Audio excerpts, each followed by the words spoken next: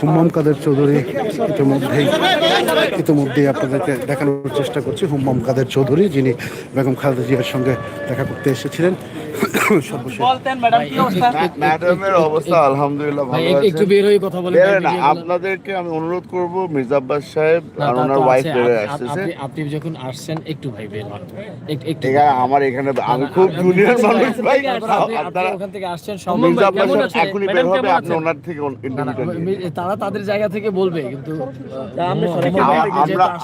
আমি দেখা করিনি, আমি উপরে গিয়েছিলাম। আমি খালি এখানে যে আমরা আছি, আমাদের পরিবারের পক্ষ থেকে, বিএনপি পরিবারের পক্ষ থেকে আমরা সকলেই অনেক টেনশনে ছিলাম গত কয়েক ঘন্টা ধরে। অনেক ধরনের রুমার সার্কুলেট করছে, তো আমি চিন্তা করলাম যে মন আর মানছিল না, ওই জন্য এখানে চলে আসছি। দেশবাসীর জন্য খালি একটাই অনুরোধ করব, ম্যাডামের জন্য দোয়া করবেন। ম্যাডাম গত 17 বছর দেশের জন্য লড়াই করে গেছে।